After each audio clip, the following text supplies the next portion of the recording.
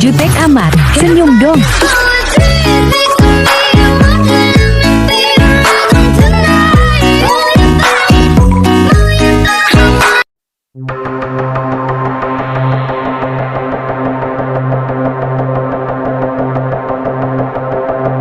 Assalamualaikum warahmatullahi wabarakatuh. Perkenalkan, nama saya Nabila Kotrunada dengan NIM 2141104022158. Saya dari kelas 3 PAIA.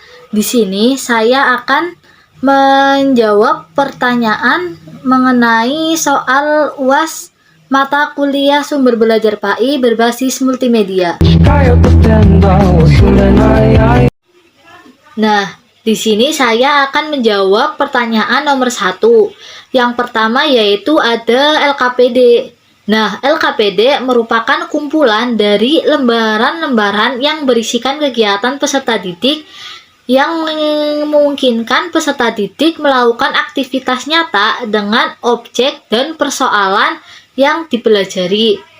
Nah, LKPD adalah lembaran-lembaran yang berisi tugas yang harus dikerjakan oleh peserta didik.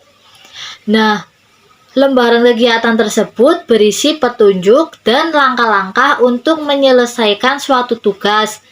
Nah, LKPD sendiri berfungsi sebagai panduan belajar peserta didik dan juga memudahkan peserta didik dan guru dalam melakukan kegiatan belajar mengajar. Nah, LKPD juga dapat didefinisikan sebagai bahan ajar cetak berupa lembaran-lembaran kertas yang berisi materi, ringkasan, dan petunjuk-petunjuk pelaksanaan tugas yang harus dikerjakan oleh peserta didik yang mengacu pada kompetensi dasar yang dicapai.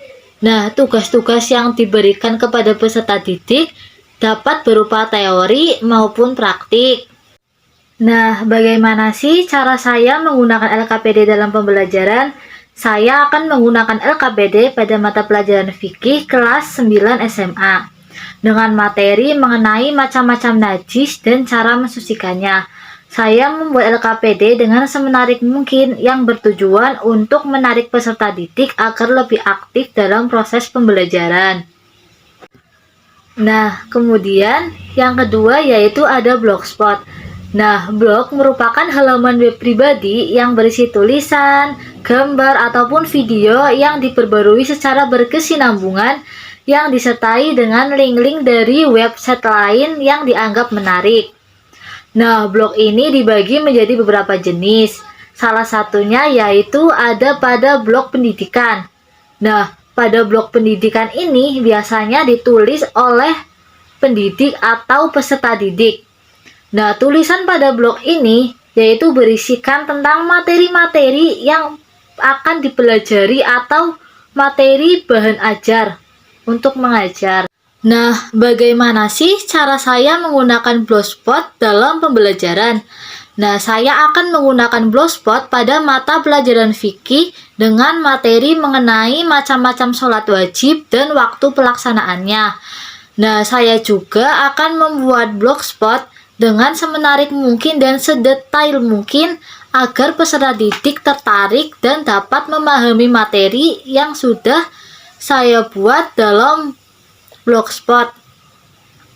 Nah, di sini saya akan menjawab soal nomor 2, yaitu flowchart adalah bagian arus yang menggambarkan suatu proses atau dapat menelusuri hubungan kerja antara bagian-bagian tertentu.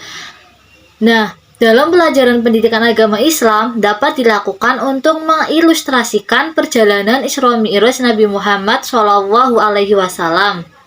Nah, adapun penjelasannya yaitu yang pertama ada start. Start adalah guru memulai pelajaran. Kemudian ada front page, yakni tampilan awal teknik pembelajaran flowchart. Disusul dengan direction. Direction adalah arah atau petunjuk mengenai alur pembelajaran yang akan berlangsung.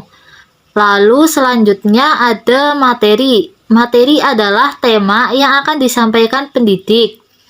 Nah, tema kali ini adalah perjalanan Isra Mi'raj Nabi Muhammad SAW yang dimulai dari Mekah, kemudian ke Masjidil Aqsa, dan yang terakhir ada pada Syiratul Muntaha atau menuju ke langit ketujuh. Nah, di sini saya akan menjawab pertanyaan nomor 3, yaitu yang pertama ada aplikasi Ruang Guru. Nah, aplikasi Ruang Guru adalah aplikasi bimbingan belajar online dengan fitur terlengkap, mulai dari menonton video pembelajaran, latihan soal, les privat, tryout, semuanya dapat diakses melalui smartphone. Nah, di sini juga bisa digunakan untuk berbagai jenjang. Yang pertama, jenjang SD, SMP, SMA sesuai dengan kurikulum nasional dan dirancang khusus oleh pengajar terbaik dan berpengalaman. Nah, kelemahan pada aplikasi Ruang Guru ini yaitu kita harus membayar aplikasi tersebut untuk dapat mengaksesnya, seperti kita membayar guru privat. Dan kita juga harus menggunakan internet untuk dapat mengakses Ruang Guru. Nah, yang kedua yaitu ada mentor matematika atau mathematics mentor. Nah, aplikasi ini adalah aplikasi yang di dalamnya terdapat penjelasan tentang pengetahuan matematika untuk jenjang SMA. Contohnya seperti geometri, aljabar, trigonometri, dan lain-lain. Nah, kekurangan dalam aplikasi ini yaitu kita harus memiliki jaringan internet yang stabil agar kita dapat mengaksesnya dengan lancar. Nah, yang ketiga yaitu ada Kuiper latihan soal. Dengan Kuiper, kita bisa belajar lebih fleksibel di mana saja dan kapan saja. Kita bisa menentukan sendiri waktu kita belajar. Dan kita bisa mengaksesnya tanpa menggunakan internet.